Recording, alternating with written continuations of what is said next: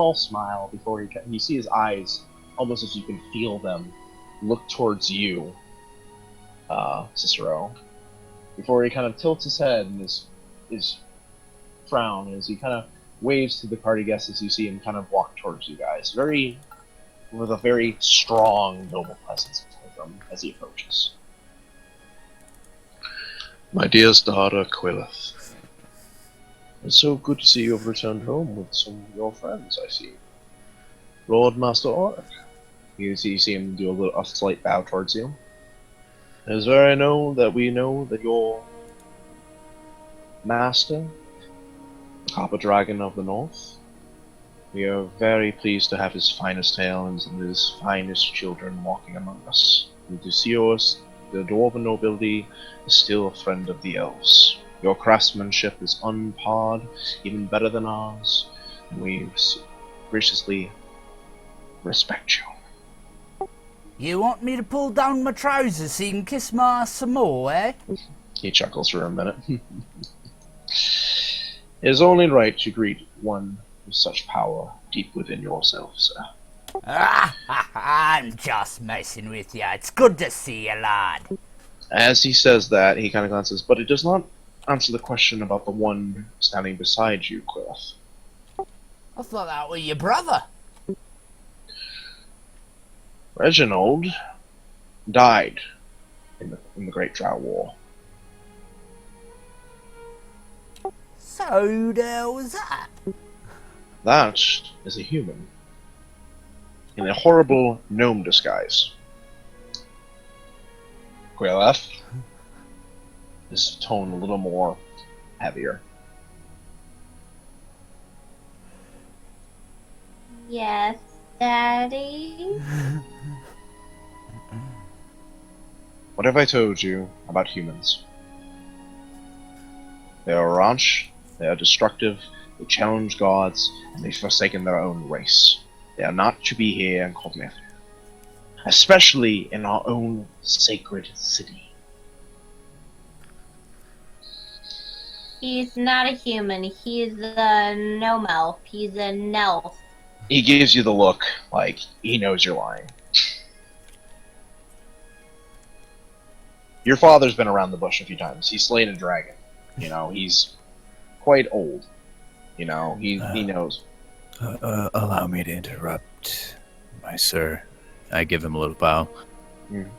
I am just a man ailed by a current handicap, a curse, you'd say. You bring a cursed human into the city, Quillith. Oh, no. Nothing along those lines. You see, there are substantial gaps in my memory. There are some runes nearby, and from what I've heard, there may be information or artifacts there that may help me start to piece things back together. He almost cuts you off a little bit, like instead of very, he doesn't really care for you at all. Almost, you must be seeking for the Dream Court, the house that was known for the renunciation of creating memories and restoring magical means of health and well-being.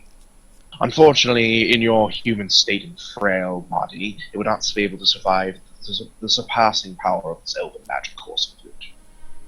If you're seeking medical aid, human, I can provide you some of my healers for physical ailments, but not here, especially in the city. He glances at you, Quillith, and Master Auric. Sorry about that. I was checking on dinner. I both request that you both escort your companion outside of Cormyr, and I mean it before the gateway opens. The Niscari are not to be grasped by common rabble-rousing humans that wander into things with ailments. Well, you don't. He said he lost his memory. How do we know if he's not royalty or nobility or something of much greater standard that doesn't deserve to see something as miraculous as this? Roll persuasion, but as he's doing that, he's looking you up and down. And as you see it, he almost, like I said, he almost feels like he's looking through you, Cicero.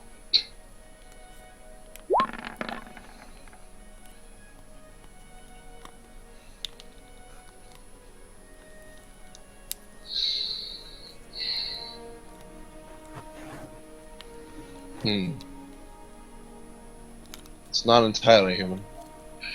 I preserve you all right. Perhaps he is noble business. But we are not here. He's still human. Not entirely. I'm not sure what he is. Yeah. You will escort him out to the edge of Comirth here. Understand me? You will take him out. You will not go to the Dream Ruins. You won't go to anywhere else. You will escort him out. And return here immediately with Master Oscar. Actually, you see him motion over one of his royal guards, which are a lot more heavier, sir. Are more royal in their sense with their armor and stuff. Before he sees him, and he glances over to you, one of them.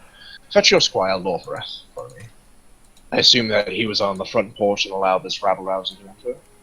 God nods. You're going to. Not before long, you see Lorvith return. Morty, you're kind of pulled in really quickly, like the High King wishes to speak to you. Yeah. Squire Lorvith, I am trusting you to protect my daughter on the escorting of this rabble-rouser, and as he glances over, you notice that Cicero is not there anymore. Cicero, I do need you to roll stealth, though.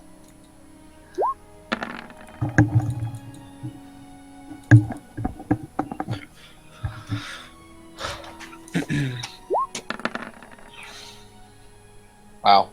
Double crit. Should I roll perception as well? Yeah. Everyone can right now. As you browse around really quickly, you glance over and you see, like, they all kind of glance around, like, where did he go kind of thing, as they what they're doing. Immediately, with your dwarven knowledge and stuff like that, knowing that this is a human kind of thing, you notice all the other elves in the party and the dwarves, you immediately swap out the bulky picture, just kind of shurling to the crowd, trying to move kind of through it, like trying to lose track of something. Immediately, you see it. Do you want to shout out or anything, or do you just want to keep it to yourself? How far is he from me? Let's do this real quick. I know I don't have a ballroom set up. I should have that ready. So what we're gonna do is where the fuck are you? Where the fuck is Drit? Right Up there. Okay, cool. So you are essentially, this is where all three of you are gathered right now. You're sitting there, and I'll just make Aru. We'll make Aru the father real quick.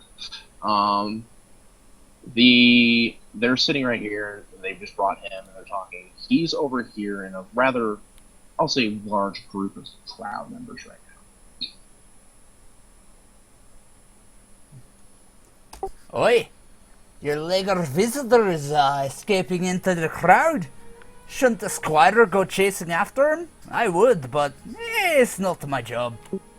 Immediately as you say it, they all lock eyes on you, and you, Cicero, you kind of see it as you glance back, and you can see them all looking at you almost. As you see a few elven people who are kind of like dancing around as they kind of bump into you, as you kind of stand there realizing you kind of got caught.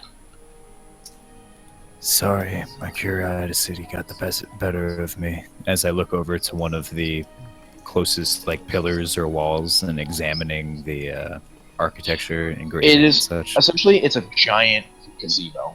You know, it's a big square gazebo.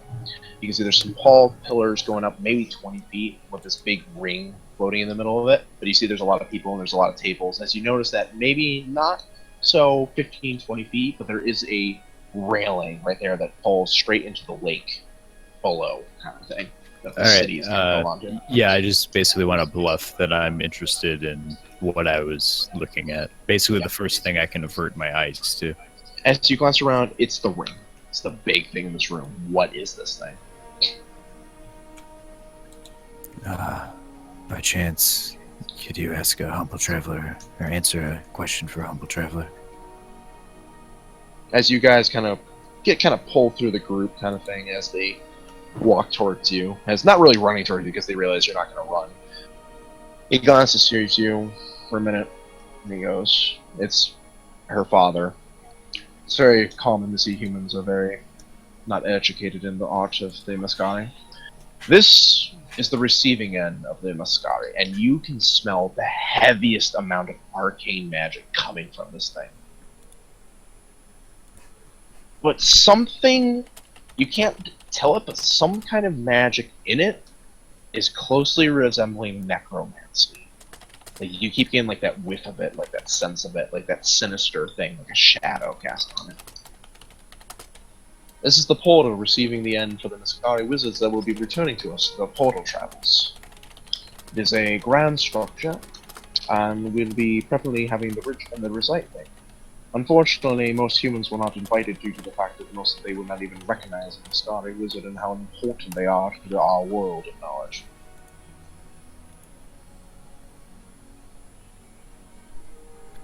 So, how does this operate?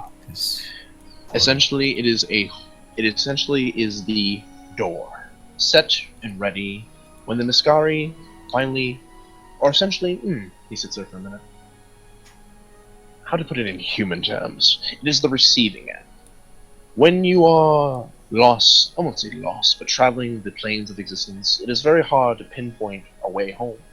This is the beacon that will pull them towards us, and when they wish to re-enter our world, the gate will open, and the Niscari will return. It's a big ring that floats, Drip. Oh no, that's for something else, sorry. Oh, okay.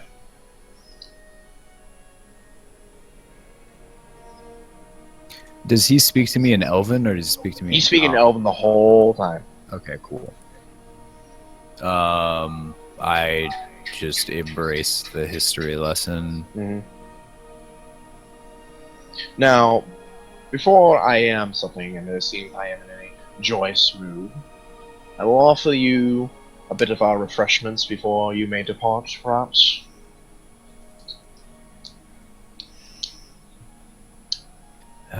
Well, I don't mean to impose any more than I already am, so I will respectfully decline, good sir. Then Squire here, and my daughter, and as he glances towards where Oscar was, as he kind of glances to see Oscar kind of stop, not leaving the area, but he's kind of like looking around, kind of thing, off to the side. Master Oscar, he said a little bit louder, just so you can hear it, Drip. I'll be escorting you off of here. Master Oscar, will you return to me very shortly? I wish to speak to you. So you guys kind of sit there for a minute, looking at each other. Yeah, I'll be right over. As you walk up to him, he kind of lowers his voice to you and speaks in a hushed voice. Hold on 1 second.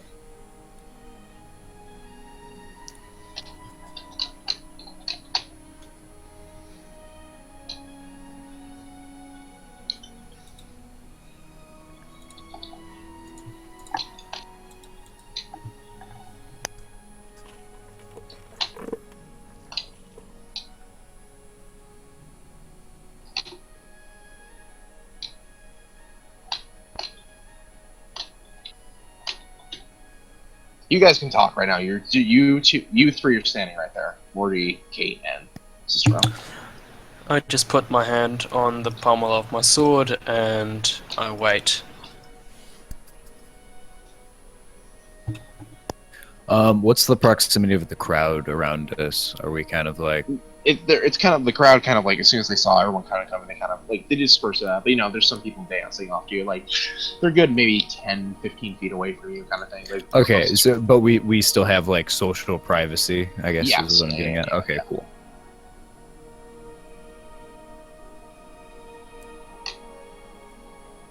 Sir, before you escort me out of town, I was wondering if there's a merchant whom I can do a little business with. I lean over to you and I say, I do know someone, but you don't have to go. I'm figuring out a way how I could sneak you up to the private library.